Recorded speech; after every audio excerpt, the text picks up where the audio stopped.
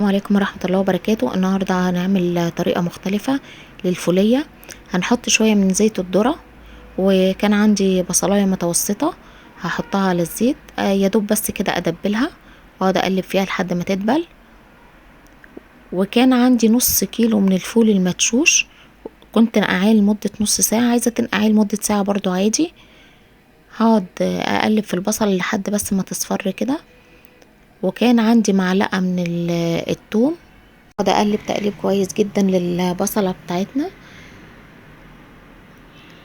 ابتدت تدبل معانا، هنزل بالطماطم وابتدي اقلب. هحط بقى شوية من الكمون، شوية من الفلفل الاسود، واقلب فيهم كويس قوي واسيبهم يتسبكوا مع بعض كده. اغطي عليها واسيبهم يتسبكوا مع بعض. ده كده لما اتسبكت، كان عندي الفول المدشوش كنت نقعاه قبلها بنص ساعة عشان يطرى معايا كده.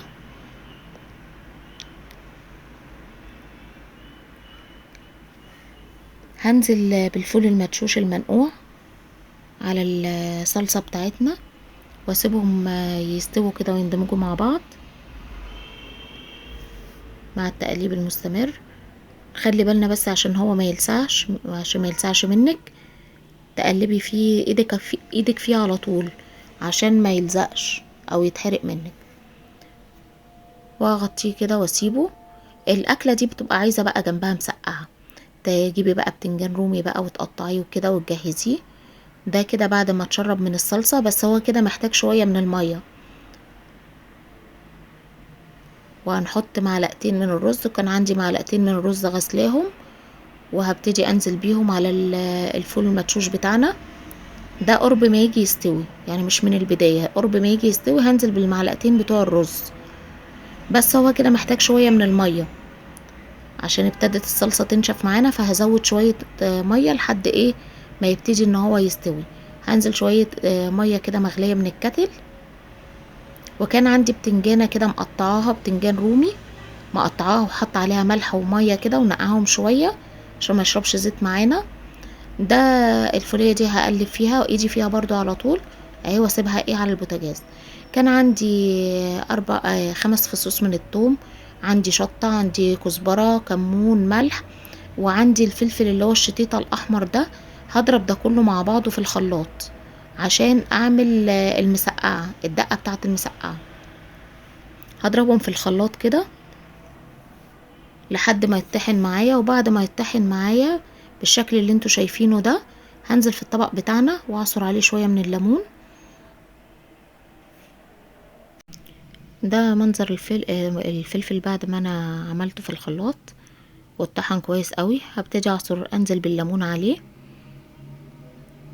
وبعد كده البتنجان اللي انا مقطعاه هنزل بس بليمونة واحدة. البتنجان اللي انا مقطعاه هبتدي ان انا اجهز الزيت بتاعنا، والبتنجان هصفيه من المية وانزل بيه كده في الطاسة بتاعتنا لحد ما يتقلي كويس قوي. المسقعة دي بتبقى جميلة قوي جنب الفولية، ودي اكلة موفرة جدا واكلة طعمها حلو قوي، وتعتبر ما تكلفتش يمكن تقريبا ال20 جنيه بس. فدي تعتبر اكلة موفرة قوي. بعد كده هحط معلقة من السكر عشان حموضة الطماطم، وهقلب فيها تقليب كويس جدا. هخلي الملح بقى في الاخر، الملح ده اخر حاجة هحطه، بس ايدي فيها كده على طول، هقعد اقلب فيها على طول عشان ما تلزقش. بعد كده هحط نص معلقة من الملح، دي اخر حاجة، دي اخر خطوة هعملها. وبالتقليب برضو المستمر كده. دي اكلة جديدة ومختلفة وطعمها حلو قوي وموفرة جدا. ده البتنجان والفلفل بعد ما قليته هحط الشطة بقى الفلفل الشطة عليه، دي في اخر خطوة.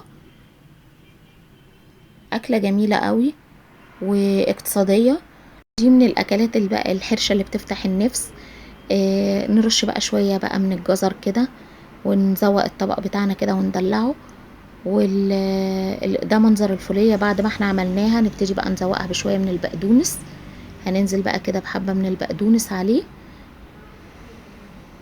أكلة كده جميلة كده وبألف هنا وشفا على قلوبكم إن شاء الله.